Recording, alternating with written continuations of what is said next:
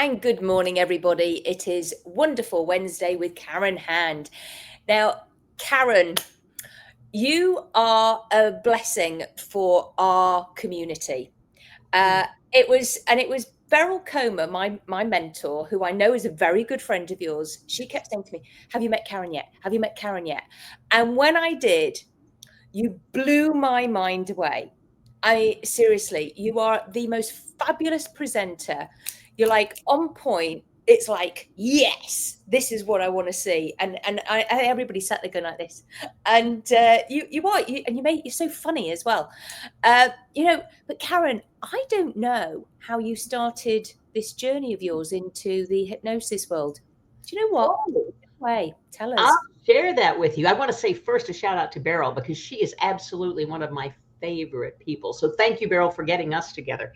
So I started out, I didn't want to be a hypnotist. I didn't ever know anything about hypnosis. I had a 30-year career, a little over 30 years in radio. I was a Chicago radio personality. Ah, And on a radio show, I invited a couple of hypnotists. A friend of mine told me about these hypnotists she knew, and I wanted to come on and make fun of people, cluck like chickens and bark like dogs. And those two intrepid hypnotists didn't do that. Those two hypnotists talk about the efficacy of hypnosis and all the things you could do with it. And I was fascinated. And mhm. I got an appointment at their hypnosis center. I got hypnotized. And at that point, I wanted to lose some weight and I lost 50 pounds with hypnosis. But it wasn't the 50-pound weight loss that really intrigued me. It was that very first meeting. And I said, this is what I want to do with the rest of my life. Now, Claudia, I've had three big epiphanies in my life. The first one was when I was in college and I had to do some lab hours in a radio station. My degree is in communications. And I walked into the radio station and said, oh my God, this is what I want to do with my life. The Okay. second epiphany, I was working at CBS and there was a guy walking down the hallway. I saw him from the back and he had the cutest buns I'd ever seen. And I went, I'm going to marry that man. And we met and we have been married now for over 30 years. And so that was the second epiphany. The third epiphany was over hypnosis. I walked Right. in that hypnosis center, got hypnotized, and said, this is what I want to do with the rest of my life. Mm. And the woman who turned me on to these hypnotists was also a radio gal. And she had also studied hypnosis. So I immediately started studying and knew this is what I wanted to do. And she was between radio gigs. We'd always talked about going into business together somehow. And she was between radio gigs. I was not, but I said, oh my gosh, I really want to do this. And we cooked up this scheme to open up a business. And we thought we'll have lunch together every day and it will be life in heaven. It'll be so much fun. And so I didn't sign my next radio contract. Instead, we opened a really big hypnosis center in Chicago. We employed 5 other hypnotists besides ourselves. And we had business hand over fist. Sounds great. And it was. Neither she nor I knew anything about business. We were radio chicks. And so we joined a franchise system that back in 2005 existed, a franchise system called Positive Changes. It was an affiliate program first. And then when we joined, by the time we joined, it was a franchise. And it was a great business plan because they handed us the business plan. They handed us the marketing plan. They taught us a lot about hypnosis that we wouldn't have otherwise learned in hypnosis certification. Mhm. And it really did work. I'll come back to that in just a minute. Let me wrap this up by saying, in a franchise, you have to follow rules. We had to have the right carpeting. We had to have the right furniture. We had to have the right equipment. We had to use their scripts. We had to use their format. All of that was great because this other radio gal and I who started this business were the best script readers we knew. And so we knew that we could be successful, right? Mhm. And that was great. We had about an 80% success rate with Mhm. weight loss and smoking cessation, which is what the clinic was all about. And I worried about the 20% that it didn't work on. So I had to go back and get more training and more training and more training and more training until I could figure out how to actually effectively work with the 20% who are not somnambulists, who are not directly suggestible, who are contrarians and who are analytical folks. I'm Mhm. analytical, so that was right up my alley. So I did all of this other training, and then I started working with these clients in very different ways. The franchise did not like that. And that's when I discovered I'm not much of a rule follower, because just because they didn't like it didn't mean that I didn't want the success. And so we had to spend a lot of money to divorce the franchise. We rolled it over into our own business. And then Claudia Life showed up, and my mother became ill. She had to move in with me. I became the hypnotist who just showed up, hypnotized people, and left. And my business partner was doing all the business running, which really wasn't fair. So we had an escape clause in our lease. Excuse me. I took all of those people that we had on contract and started seeing them from my home, which was way different than a big hypnosis center, right, with 7 offices. And I started seeing them in my home and discovered that I loved it. And this is the home office that I had been in since 2011. And it's got its own separate entrance, everything. So it's not really a part of my Nice. home as such. Yeah, it's wonderful. And I loved it. So that's the whole progression of the hypnosis business, and how many people start small and go big. I just don't do it like everybody else, because remember, I'm not a rule follower. I started big, and then I scaled back to what I really loved, and it was perfect for me. One of the things I want to say about what the franchise taught me that I didn't learn in hypnosis training was how everything is hypnosis. Absolutely everything is a suggestion. And the way they had us design our office was brilliant. We had to have an office in a medical building, which, by the way, is prohibitively expensive. But we had to have an office in a medical building, which meant that we never had a client who walked in asking if we would make them cluck like chickens or bark like dogs, because they were in a medical building. We were surrounded by doctors and dentists. And when they walked into our office, we had the granite countertop. We had a receptionist. They had to fill out the forms. It was just like going to the doctor.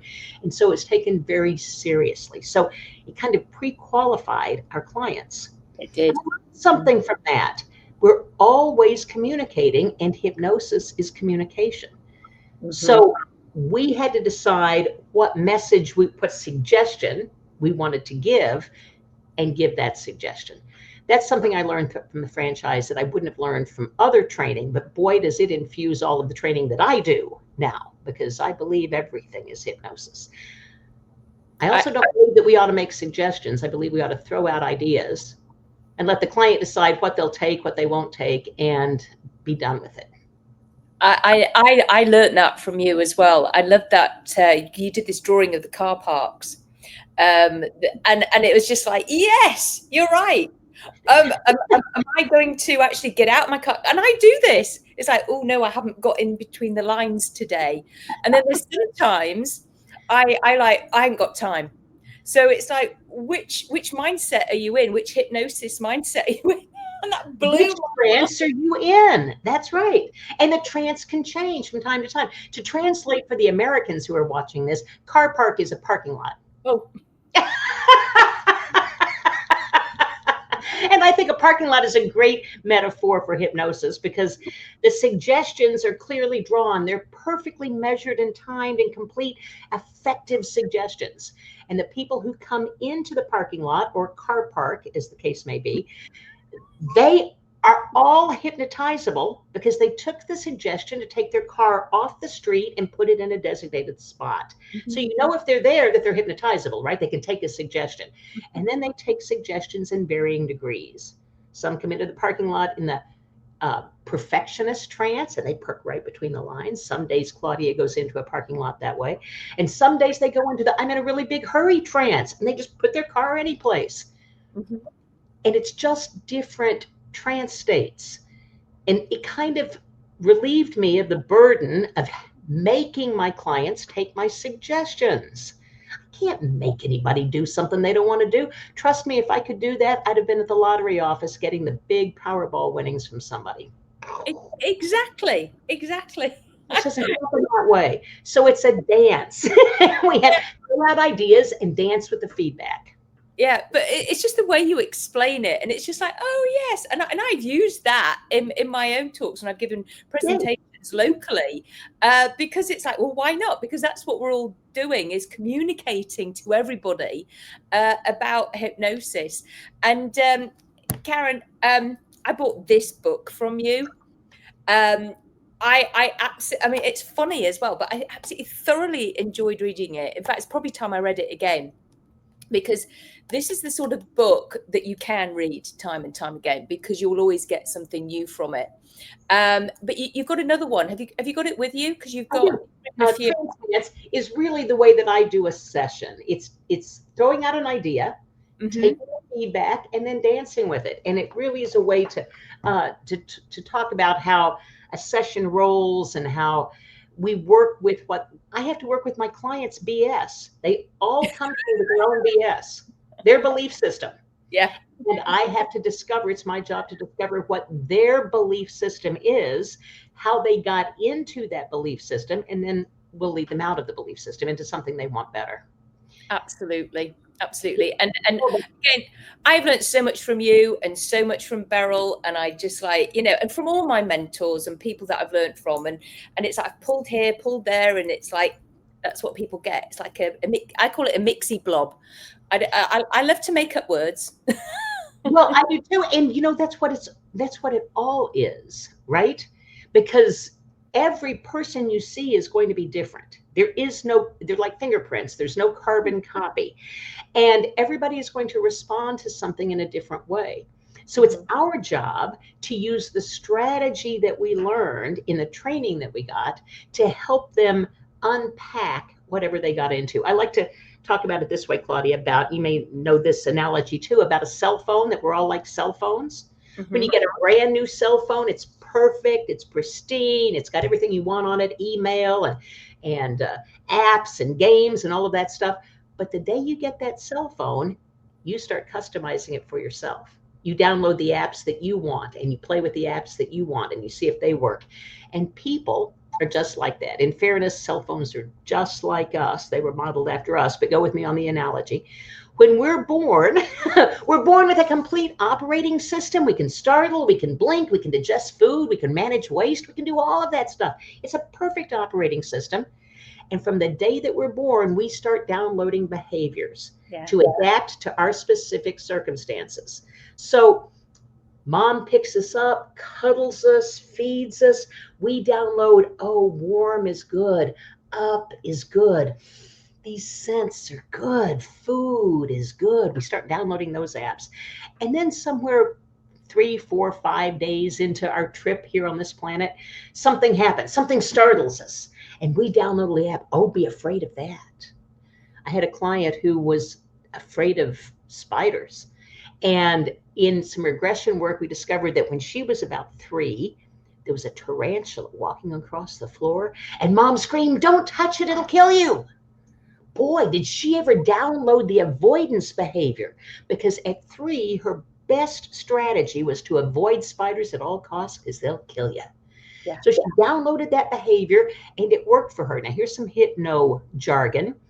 The next time she encountered a spider with that avoidance technique that she had downloaded and that program was running in the background, right? The next time she encountered a spider, she screamed and daddy came in and killed it. That compounded the suggestion that all she has to do is avoid them and she will live. Everything will be fine. So now she's got evidential evidence of how well this program is working. And it's running in the background. And then she got older and she got married. And when there was a spider, her husband would come in and kill it. Oh, that successful program of spider avoidance is running right there in the background perfectly. And the day she called me, she was stuck on her front porch because she'd just gotten home from the grocery store, opened the front door, and there was a spider dangling right inside the front door. She slammed the door and called her husband home from work to kill the spider. Yeah. Sounds ridiculous as we talk about it logically, right? But she was performing the behavior that she had downloaded perfectly. And that was the day she decided she needed to change that and had no idea how to do it. So she came in, we did some regression back to where that was downloaded. And with informed child work, the grown-up told her, oh, you can do all sorts of things now. You can step on them. You can kill them with a magazine. You can do anything. You can get rid of them in any way. And the little one grew up with more agency. And a couple of weeks after that session, she texted me that she had encountered a spider in the shower that morning and killed it with her bare hands and then laughed as it went down the drain. Yeah. So Or spider. She had new agency, and hypnosis creates homicidal maniacs. But it does. It gave her Not new really, guys. agency. She rewrote that program. And so Yeah. that's how I look at it with all of my clients. They have programs running in the background. Now, going back to that cell phone, if you have apps on your phone that they don't work right anymore, they're outdated, whatever, if you delete them, your phone will be much more efficient. If you leave them running in the background, they're there ready to jump out whenever they think it's appropriate.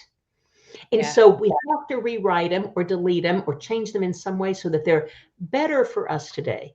And fortunately, beliefs are very malleable. So we can change beliefs easily and the world runs just fine. It was that easy with that one woman because of the behavior that she had downloaded. When I figured out what her BS was, her belief system was, we were able to unwind that very easily. I know. So, Isn't it amazing? I mean, the things that we can do. I've helped somebody with, obviously snakes. I'm in North Carolina, so loads of snakes, again, spiders. So I'll share this one with you. I had a friend of mine, because I'd helped her with the snakes. We were then all going away on a vacation, and she really wanted to do the catamaran sunset cruise. She said, I can't. We're all together. She goes, I can't. She goes, I get really seasick. I can't do it. And I said, I can help. And she said, really? And I went, yeah. And so anyway, I did. And you know what? 3 sessions, and we have pictures of her hoisting the sail on the catamaran. She's drinking whiskey. She's dancing. And before that, she couldn't even stand in the sea without being sick. She could go on a lake. And she also told me that she used to feel sick on the aeroplane, but she did it so many times that she actually was then okay. That's exactly what we did in hypnosis. She did the catamaran ride and she was a teacher. So she used to be a teacher. So she did her homework and she listened to the recording. She had already, by the time she did that catamaran ride, she'd already done it probably about 1,000 times because that was the new belief. So yeah, she was fine. It's a wonderful thing. What we do is magical. I have right on my website, hypnosis isn't magic, hypnosis isn't voodoo, hypnosis is you do. Yeah. And why do I believe that? But our magic comes in the strategy we use to help our clients do what it is they say they want to do, but just haven't figured out a way to do it yet. That's right. And we guide and we help and because we use our intuition on that bit, and we get curious. And we get in trouble if we think we're responsible for their change, because we aren't. We cannot make their change for them.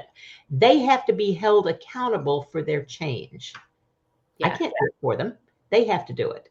But when they do it, it feels magical. Yeah. Yeah. It really does. I love it. I love it. I could listen to you and chat to you all day long. So, Karen, you're speaking at Hypnothoughts, aren't you? I'll see you next at Hypnothoughts. Yes, I can't wait. Hypnothoughts is my favorite. Absolutely. I've got 2 talks, Claudia. Do you mind if I mention them? No, please go for it. Freestyle hypnosis, no script, no problem, is a 2-hour workshop that I'm doing on how to do hypnosis if you don't have a script for it, or how to do hypnosis if your client calls and says, oh, I have an issue with confidence. And you say, come on in, I can do that. And they sit in your chair and they say, I couldn't say it over the phone, but it's really erectile dysfunction. Mm-hmm. Now, what do you do then? Because maybe your confidence script will work and maybe it won't. So you sometimes need things really on the fly where you don't have time to do research. I hypnotized a woman one year at Hypnothoughts on the casino floor. She found out I was a hypnotist and she said, oh my gosh, I'm deathly afraid of driving over bridges. Can you help me with that? Right there in the coffee shop, we did hypnosis and it helped her. So I couldn't go grab a script for that. I don't think it's very effective. When someone says, can you hypnotize me? And I say, oh, sure, but you'll have to make an appointment in my office for 2 weeks from now. I agree. seem like hypnosis to me. That seems like it ought to be able to be done. So I like to have something on the fly. So one is freestyle hypnosis, no script, no problem. I'll teach you exactly how to do it to make that so easy that you'll do it immediately after the session is over. And then when you go back to your office too. And the other talk I'm giving is borrowing benefits from EMDR. You know, EMDR has a lock on those letters. There's nothing magical about those letters, except that we immediately know what they're talking about. But they won't let or train lay people to use it.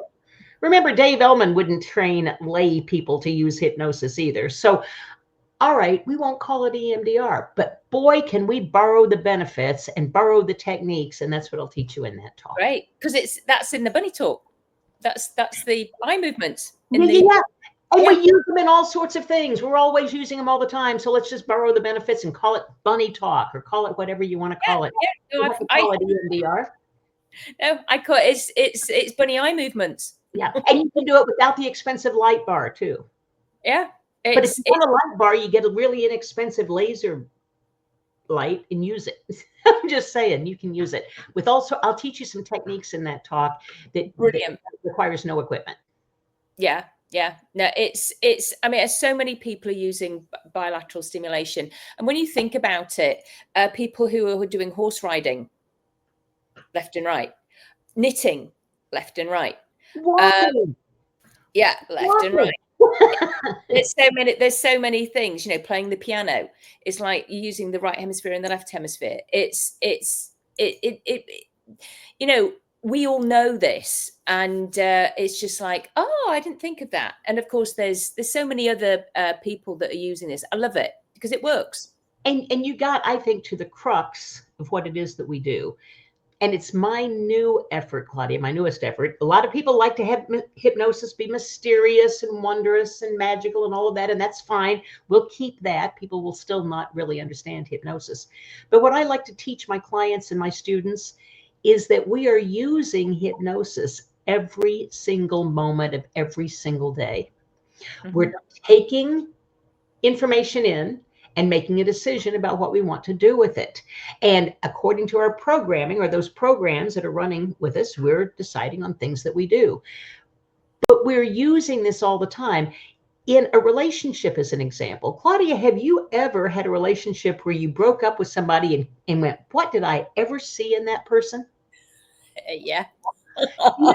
You were using hypnosis there because you were positively hallucinating attributes on that person they didn't possess. Mm-hmm. That's positive hallucination, and that's very deep hypnosis. Oh, isn't it? Have you ever looked around the house for glasses or keys and couldn't find them, and they're right there on the table? That's a negative hallucination. You're negatively hallucinating something that's right there in front of you. So since this is human nature and the way we run our minds anyway, why not normalize it and teach people how to play mind games that work for them rather than play mind games that hurt them? And so that's what I'm in the business of doing, is teaching people how to play those mind games to the most effective outcome for themselves. Yeah. I love that. And I love how you give so much at these presentations that you give at the various conferences. You know, they're real true takeaways. And I use plenty of them. As I've said, you know, when I think, oh, I'm going to use that, I'm going to use that, I'm going to use that. And that's what it's about, isn't it? It's why people go to the conferences. Right. It takes one to know one, Claudia. I have just as much respect for you. I think you're brilliant. And let's keep doing what we do. Yeah. Yeah, thank you. I've got 2 talks. I'm talking on we are not our behaviors, we are our good intention, and sharing a diagram, and then and some stories, and then again I've got a 2-hour one on the Sunday. Again, it's an interactive first session with a client. But in fact, funny enough, and again, I will probably expect to do a demonstration just to show how quick you can jump from, you know, you might think, oh, there. But I don't know if you do this, but I do. If I get a client sort of like suddenly crying over something that, you know, they're coming in, I'm going to deal with it there and then with the eye movements. Yeah. Well, I don't consider that an ab reaction at all. That's catharsis. And I'm never going to be the person to say, don't cry, or here's the Kleenex. Because that's what I encourage in life. Yes, that's what they've been told their entire life. I have Kleenex in the office, but if they want one, they have to grab it because I'm not going to feel. Oh, I'm a bit kinder than you. I don't think anybody would call me the kind hypnotist. No. I am the BS detector. Yes, you are. Yes. No, I do because I know what it's like to have your nose running. But it's but I love that. So yeah, and I love these conferences, and I would encourage anybody if you're still sitting on the fence about going to Hypnothoughts Live, because it's such a wonderful atmosphere, and there's just some fabulous people there to meet. You know, there really is. By the way, if you don't like huge conferences, which Hypnothoughts is, go to one of the smaller regional conferences. Join Claudia and me at Mid-America, a Hypno World Mid-America in October in Chicago. That's a smaller conference. And, you know, you have a little bit more time to kind of buddy up to somebody. I don't think Mid-America is going to always be a small conference, but it is now. So if you like smaller ones, join us there. Yeah. And actually, Richard Bandler's the keynote speaker there this year. Yeah. And by the way, if you do register for Mid-America, say that you're referred by Karen Hand. And Claudia. I would steal your referral for a moment if I could. On your program, right? We both. That's hilarious. And he has a little competition going amongst the speakers. So if you get the most referrals, you'll get something, a prize or something. Yes. It's good, make it fun. Oh, that's so funny. I love it. You're still sort of like cussling there. Not really, not very much, but just when it's fun. Brilliant. Okay, well, thank you for coming on, Karen, and thank you for watching, everybody. And it's goodbye from me, Claudia Rickard, and it's goodbye from... Thank you for having me, Claudia. I really did. All right. See you soon. Yeah. Take care, everybody. Thank you so